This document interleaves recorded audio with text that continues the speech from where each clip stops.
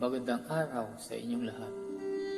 Ang kwentong inyong matutunghayan ngayon ay tungkol sa isang may bahay at ang pangalan niya ay Melissa. Siya, si Melissa, may asawa pero wala pang anak. Bagong kasal siya sa asawang si Mike na isang construction engineer. Maputi siya at 5'4" ang height. May makinis na balat at makurbang katawan at lalong pinagtitinginan at pinanggigilan ng lahat ng kanyang mga kakilala. Ang kanyang bilugan na likod nakitang-kita sa suot niyang pang-opisina. Nagtatrabaho kasi siya sa isang bangko sa Pampanga. Sa edad na 24, na pangasawa niya si Mike na 25 years old. Gwapo din si Mike at disente kung malamig. Mga 5'7" ang height at maputi rin. Maraming nagsasabi na bagay silang dalawa na kung titingnan ay match talaga sa isa't isa. Si Mike ang nakauna kay Melissa. Sa gabi ng kanilang pulot gata, dinugo si Melissa sa una nilang pagniniig at talaga namang masakit dahil masikip pa ang kanyang bulaklak. Isang round lang tuloy ang nagawa nila at dahil gentleman si Mike at mahal na mahal niya ang kanyang asawa, ay pagkaraan pa ng isang linggo na sundan ang kanilang bakbakan. Pagkaraan ng isang buwan, binenta ni Mike ang kanyang bahay na siya muna nilang tinirahan dahil dilipat na sila sa isang bahay na mas malaki. Pinagawa nila para doon sila bumuo ng pamilya. Malaki ang bahay, bali up and down. May 3 kwarto sa taas at ang master's bedroom ay napakalaki. Wala nang mahihiling pa si Melissa sa kanyang asawa dahil sa bukod sa gwapo ay may magandang trabaho, ay ubod pa ng bait at maunawain at nilig. Pagbaba ng jeep ay kailangan pa niyang mag-tricycle. Ibibili sana siya ng kotse ni Mike kaso takot si Melissa na magmaneho. Minsan pag uwi niya ay tricycle ni Alex ang kanyang nasakyan. Si Alex nga pala ay driver ng tricycle. Sa kanilang lugar, mga 5'9" ang height, moreno at may katamtamang pangangatawan. Nakikita niya si Alex dati pa nang simula silang tumira sa lugar na yon kasi binabati kaagad siya pag nakikita kahit di sila magkakilala. Pag may dala pa siyang mabigat, sinasalubong kaagad siya sa jeep at binubuhat ito kahit ibang tricycle naman yung sasakit niya dahil pilhan kasi sila. Noong pasahero na siya ni Alex ay doon na naglakas ng loob makipagkilala ang binata. Ako nga pala si Alex, ma'am. Pwede ko bang malaman ang pangalan mo?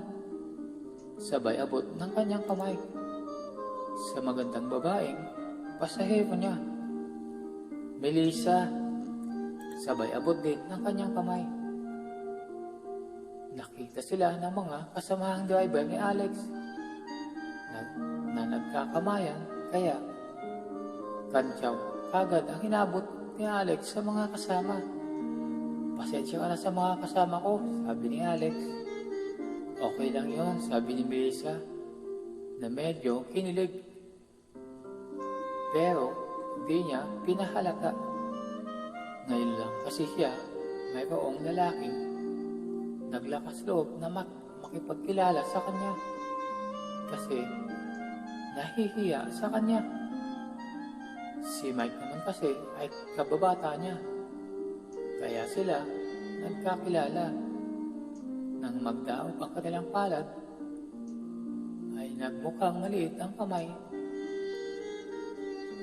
ng may bahay dahil malaki ang magaspang na kamay ni Alex. At napansin niya na mahahaba ang daliri nito. Nakakainit tingnan ang kontrast ng maputi at makinis niyang kamay sa maitim at magaspang na kamay ni Alex. Nagkwentuhan sila ni Alex habang papunta sila sa bahay ni Melissa. At doon nalaman ni Alex na may asawa na pala si Melissa. At nalaman din ni Melissa na binata at nag-iisa sa buhay si Alex dahil wala na itong magulang. Sarili niyang tricycle minamaniho niya dahil sa nakaipon siya dahil sa kung anong trabahong napasukan niya.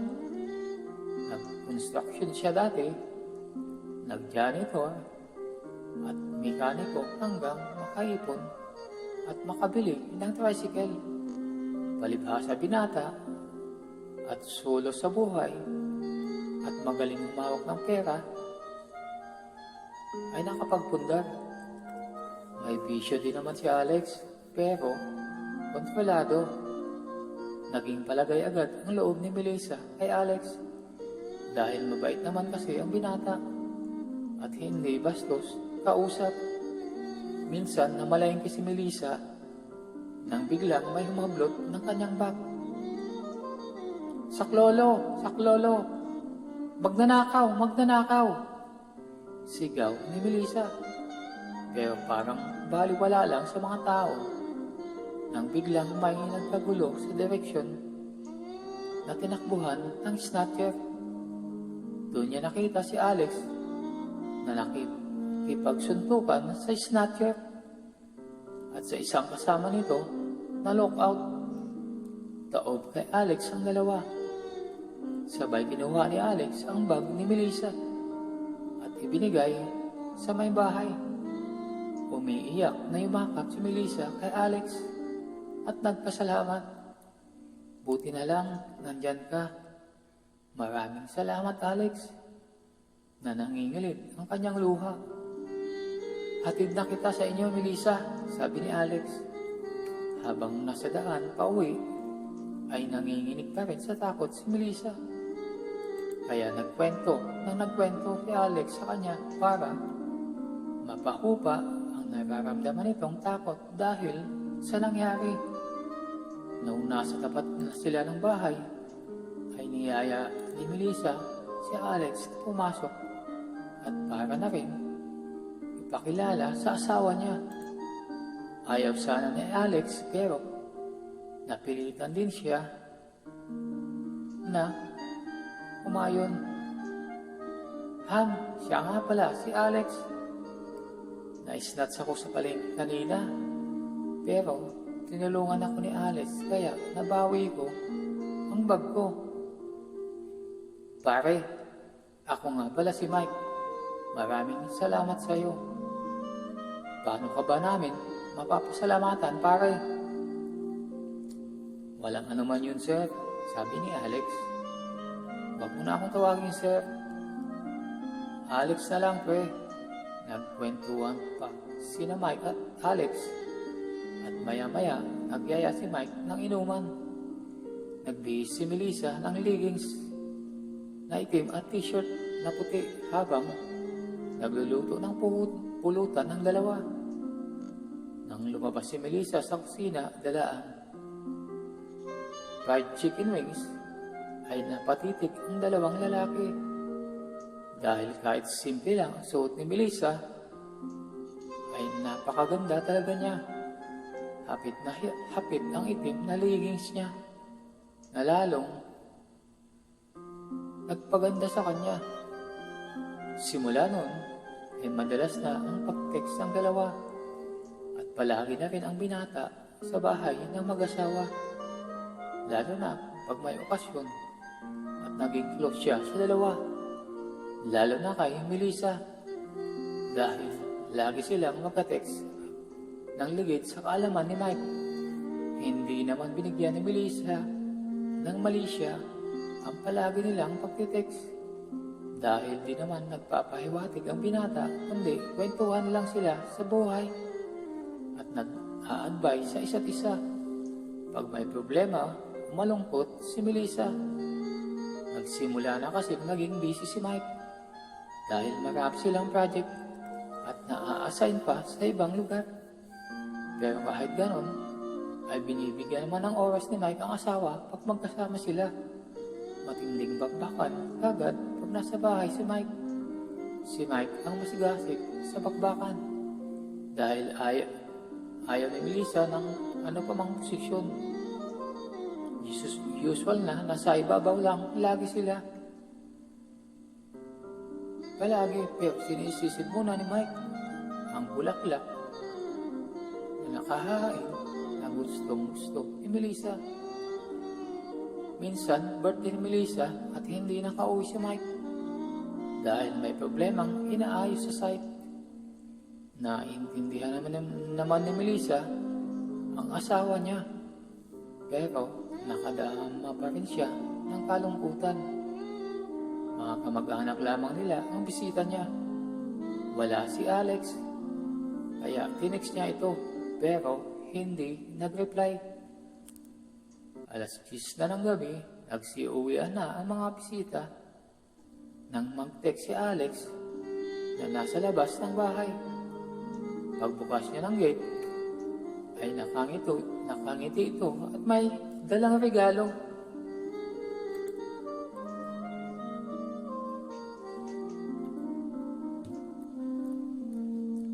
Happy birthday, sabi ni Alex.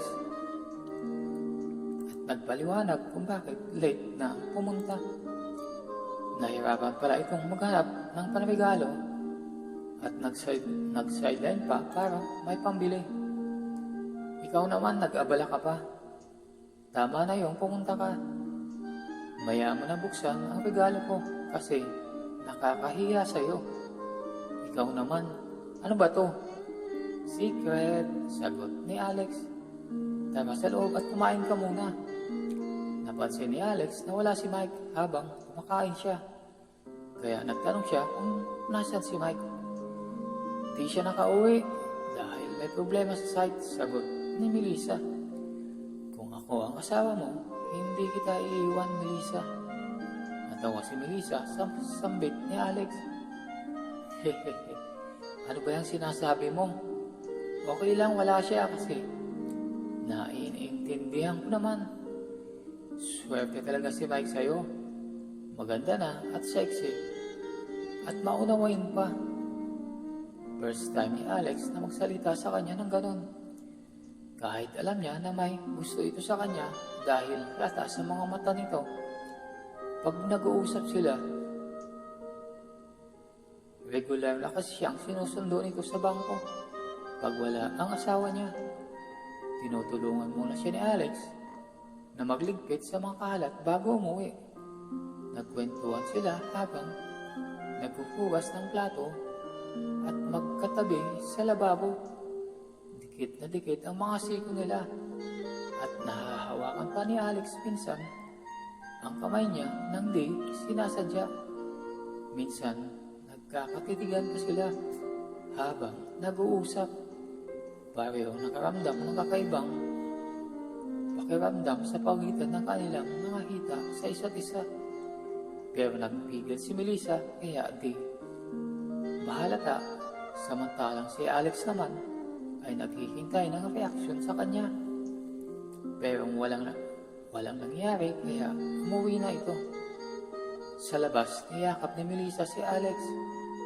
Sabay thank you bago umalis ang binata. Ang bango at ang lambot ng katawan ni Melissa. Kaya nabubuhay ang dapat mabuhay sa katawan ni Alex. Sana lang di napansin ni Melissa ang pag-aalboroto sa katawan ni Alex. Dahil dikit na dikit ang katawan nila kanina nang niyapos siya nito. Si Melissa naman ay ramdam niya kakaibang matigas na bagay kay Alex. Parang malaki sa isip niya.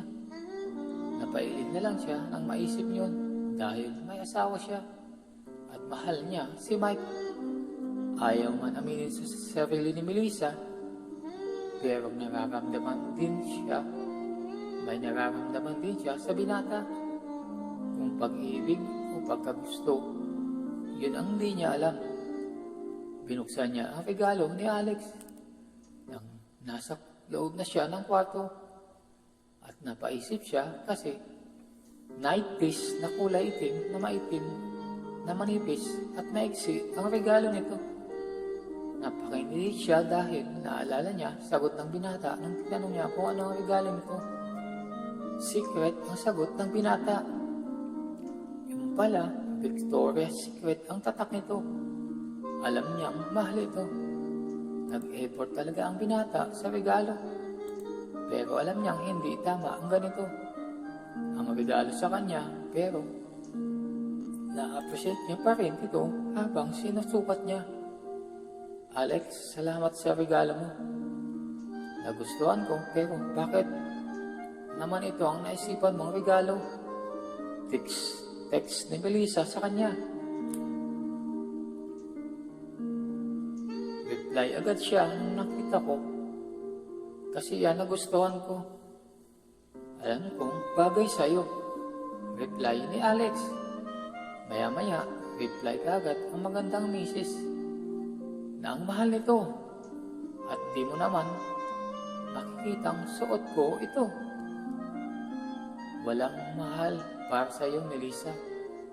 Saka naisip ko lang na suot mo yan at nagustuhan mo regalo ko. Masaya na ako. Sana di ka na-offend sa regalo ko. Reply ng binata. Sige Alex, salamat talaga. Good night na at thank you. Mwah. Pinutol agad ni Melissa ang usapan nila dahil alam niya kung saan ito mapupunta at iniiwasan niyang magkasala sa asawa niya at di rin niya alam kung makakatanggi siya sakaling magtapat ang binata sa kanya. Nilagyan pala niya ng muwa ang huling text niya. Baka ano ang isipin ng binata. Pero kahit nagpipigil, ay kinilig siya kasi para siyang nililigawan uli.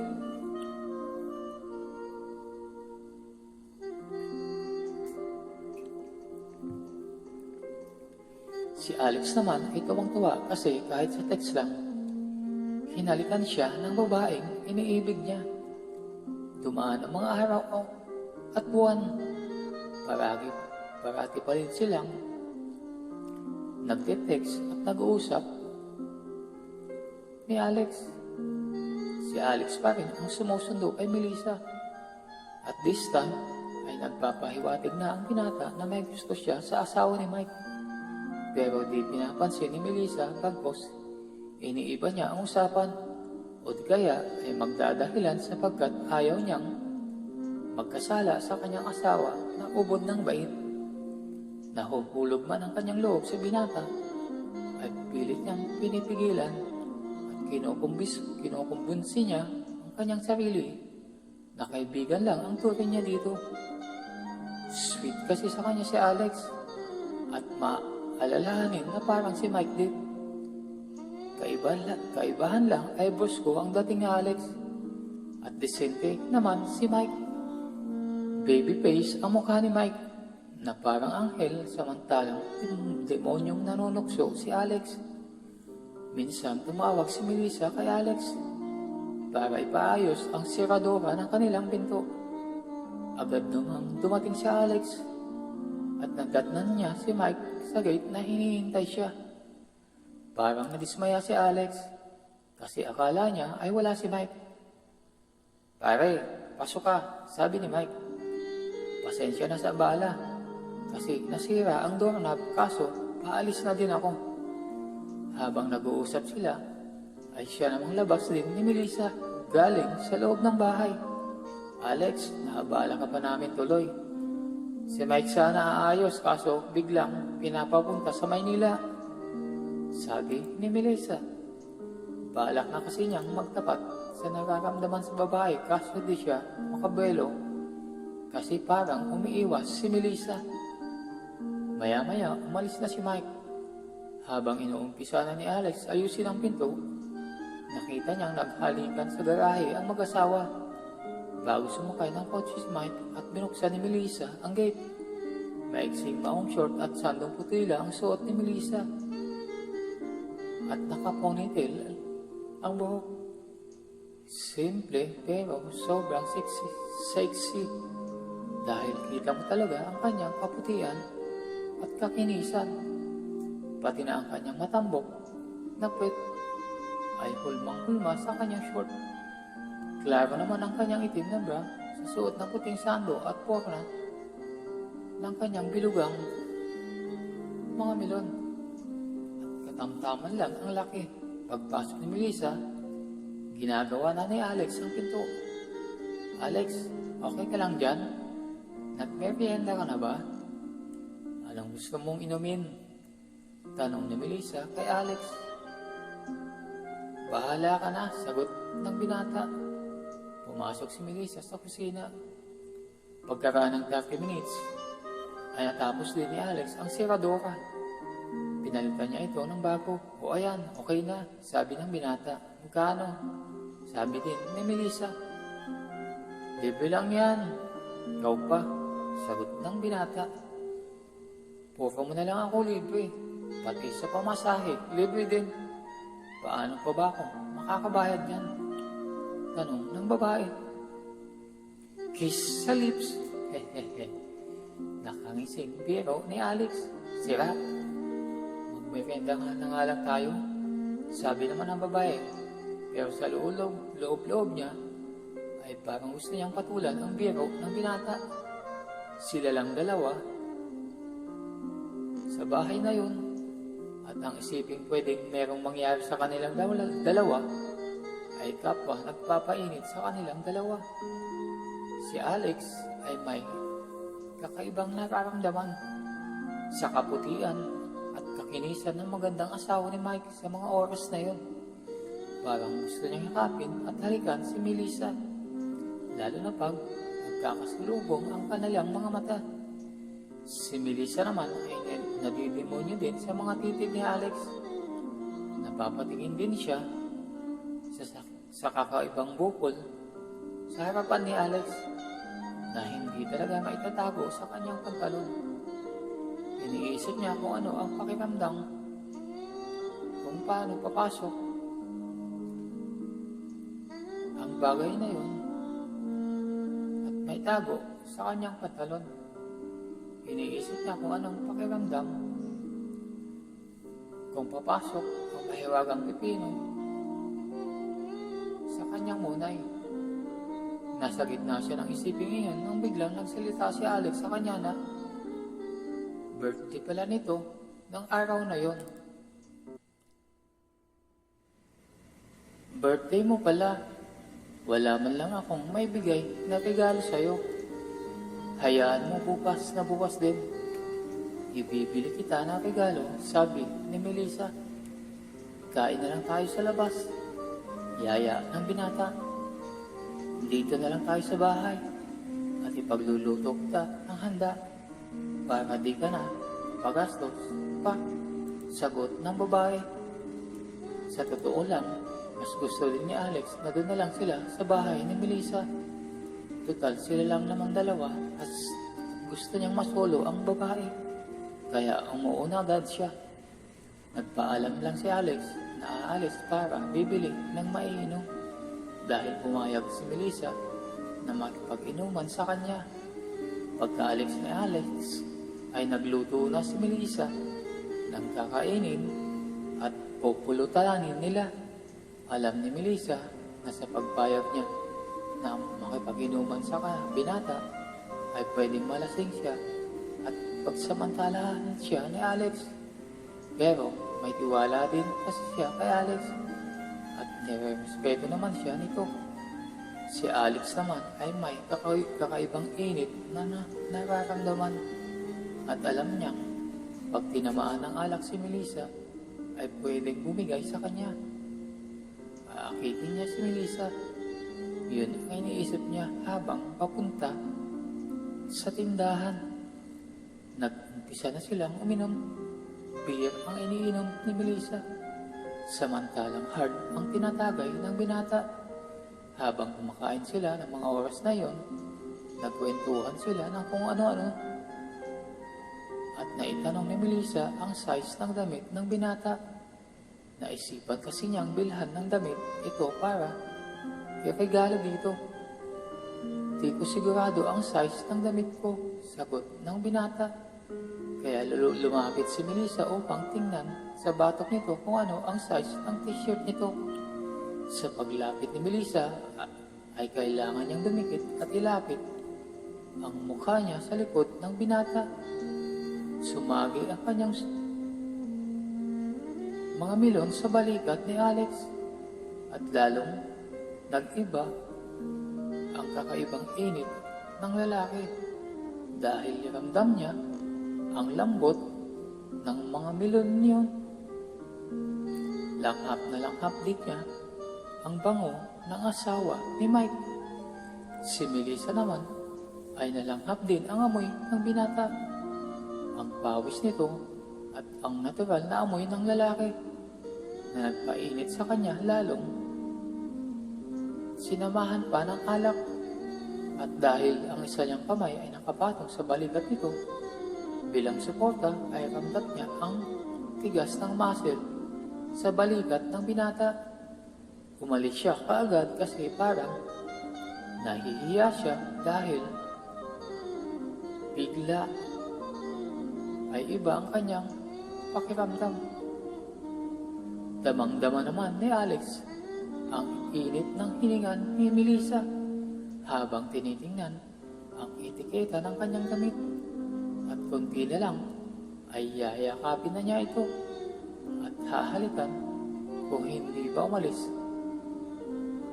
kaagad ang babae. Nagkwentuhan uli sila at nabanggit ni Alex ulit na mas gusto niya ang halik na regalo kesa sa damit. Medyo may tama na rin si Melissa, kaya sinabi niya na pwede pero sa pisngi lang.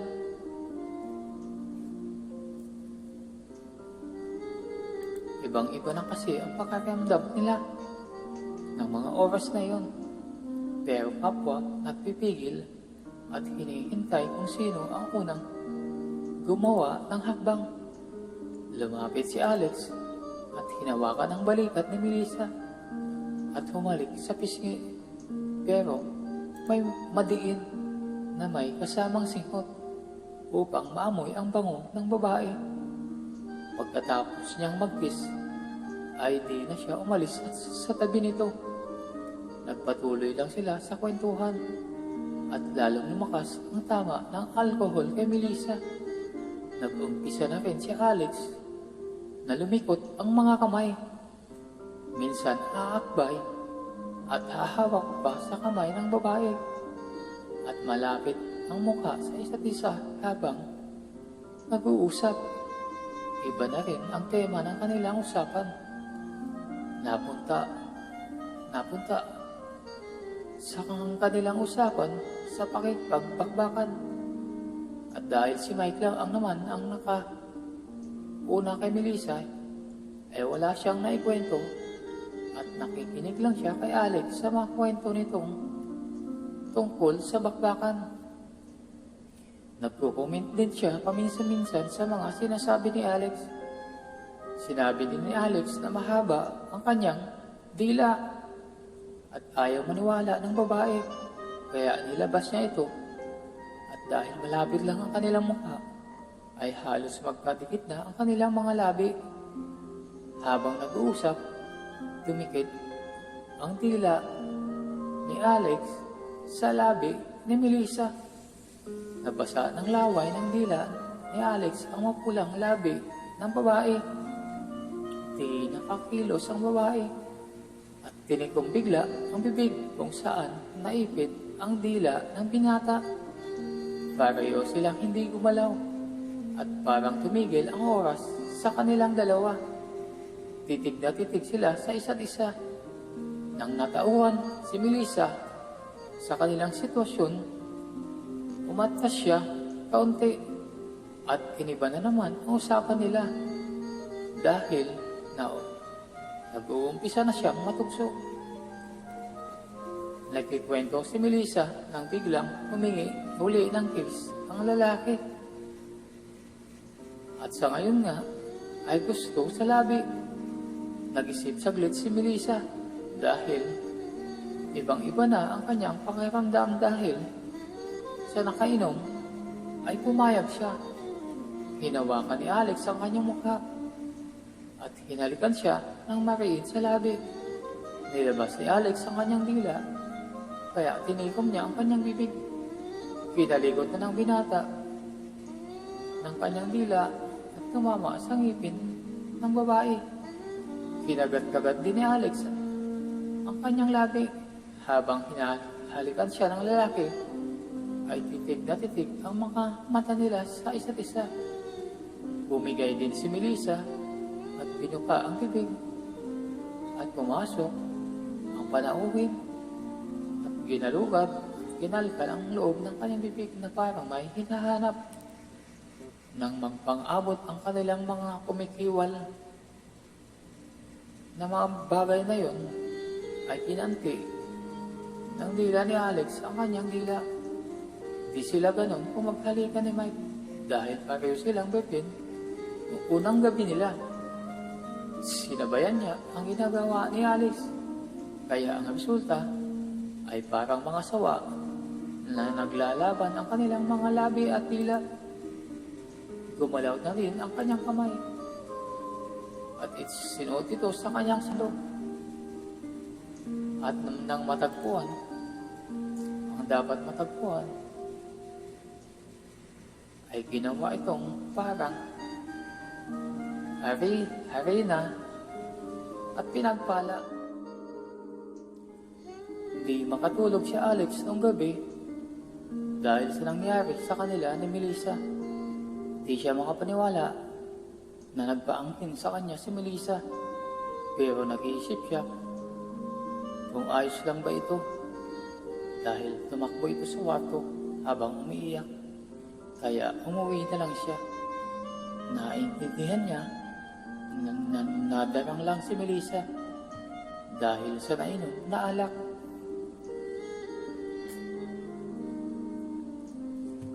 Makikipagkaibigan pa kaya si Melissa sa kanya? Maulit pa ba ang nangyari o iiwasan na siya ng babae? Ito ang mga tanong na naglalaro sa isipan niya habang nakahiga sa kama. Di rin niya maiwasang mag-init uli habang naiisip ang kanilang naging pagtatalik. Tinext niya si Melissa pero hindi na ito nag-reply hanggang makatulog na lang siya nang mag-umaga na.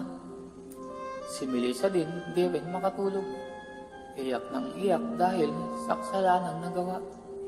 Iniisip niya na nalayuan na si Alex dahil baka magtuloy-tuloy ang kanilang ginagawa. Inaamin niya na sa kanyang sarili na nagustuhan niya ang nangyari sa kanilang ginawa. At kahit nakukonsin siya, ay nakakaramdam pa rin siya ng kakaibang init. Nasa ganun siyang pag-iisip nang mag-text si Alex. Patawarin mo ako. Kasalanan ko ang nangyari. Ginusto ko ang lahat dahil mahal kita. Yun ang text ni Alex. Gusto niyang mag-reply pero kinontrol niya ang kanyang sarili dahil determinado na siyang layuan si Alex. Lunes ng umaga, nasa bangko si Melissa pero di siya makapag-concentrate sa trabaho. Kahapon ng linggo na ng umaga nakauwi si Mike at ginawa niya ay niyaya niya itong magtalik ng buong araw na iyon para mabura sa isipan ang nangyari sa kanila ni Alex, para maalis na rin ang guilty feeling niya. Kahit papaano, gusto niyang gawin lahat kay Mike pagdating sa kama, pero di niya kaya. Ultimo pagsubo nito ay nalalaswaan siya Pero suma total ay masarap pa rin naman ang kanilang pagniniig na mag-asawa. Naisip din niya ang nangyari sa kanila ni Alex. Ang init ng yakap nito, ang mga haplos ng magaspang nitong kamay, at amoy ng pawis nito habang may nangyayari sa kanila. Nag-iinit din siya sa pag-alala ng sarap na marahas na pakikipagniig nito at ang kakaibang estilo nito sa pagpapala sa kanyang bulaklak. Alas 5 na ng hapon, pauwi na si Melissa pero di siya makatawid sa kalsada dahil umuulan. Malakas na ulan na naglulot ng baha sa kalsada. Kaya sumilong muna siya sa gilid ng bangko nang biglang may humintong tricycle sa harapan niya. Si Alex, di naman ganon kataas ang tubig sa kalsada, pero siguradong lulubog ang sapatos mo pag sinubukan mong tumawid. Kailangan nating mag-usap. Sakay na, pautos ni sabi ni Alex. Dahil umuulan at sa presensya ni Alex ay agad sumakay si Melissa nang hindi nag-iisip sa mga oras na ito. Sa daan ay di sila nagkikibuan at malalim ang iniisip ni Melissa. Kaya di niya alam na dinala pala siya ni Alex sa bahay nito. Sa isang squatter pero di naman ganon kadikit ang mga bahay. Dinala siya ni Alex. Simentado ang bahay ni Alex. Di pa tapos ang bahay. May bakod na yari sa kawayan at yero at medyo malaki ang bakuran nito. Sa loob ng bahay ay pinaupo siya ni Alex sa sopa at pumasok ito sa kwarto upang kumuha ng tuwalya dahil basa ito sa ulan. Paglabas ni Alex ay nakapantalon na lang ito pero walang damit pataas. Inabot kay Melissa ang isang tuwalya dahil medyo basa ito ng ulan. Hinubad ni Melissa ang kanyang uniforme na polo jacket. Bali nakapolo na lang siya na panloob ng kanyang uniforme na kulay puti. Kumuha ng maiinom sa rep si Alex at agad tumabi sa kanya. Medyo umusad naman si Melissa pakaliwa dahil sa kanan niya tumabi si Alex. Melissa, basag ni Alex sa katahimikan. Alam ko galit ka sa akin, pero sa nangyari na, nagsusorry ako sa iyo, pero di ako nagsisisi sa nangyari. Yun ang pinakamasarap na sandali na naranasan ko sa buong buhay ko. Ito ang sabi ni Alex. Di ako galit sa iyo, Alex, kundi sa sarili ko. Kung bakit ko hinayaan ang sarili ko na ibigay ang pagkababahay ko sa iyo. Sagot ni Melissa na nakayupo at nakatakip sa mukha ang dalawang palad dahil nag-uumpisa nang lumabas ang kanyang mga luha. Ako ang may kasalanan, Melissa. Please, wag mong sisihin ang sarili mo, sabi ni Alex. At lumapit kay Melissa at sumakap. Di naman siya tinulak ng babae, kundi steady pa rin sa pagkaupo na nakatakip ang dalawang palad sa mukha. Nanatili sila sa ganong posisyon at wala munang nagsasalita. Kapwa nakikiramdam. Malakas ang tunog ng patak ng ulan sa labas at malakas ang hangin na pumapasok pa sa loob ng bahay at ang lamig niyon. Kapwa na sila nakaramdam ng init sa pagkakadikit ng mga katawan nila. Unti-unting inilapit ni Alex ang kanyang labi sa liig ni Melissa at banayat na hinalikan ang batok nito sa tenga.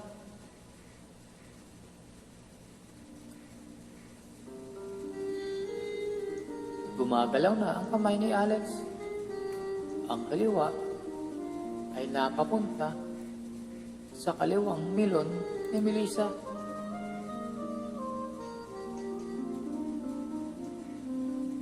Hanggang dito na lang muna ang ating kwento. Kung nagustuhan nyo ang kwento sa araw na to, ay huwag kalimutan mag-like, comment, at subscribe upang updated kayo sa susunod pa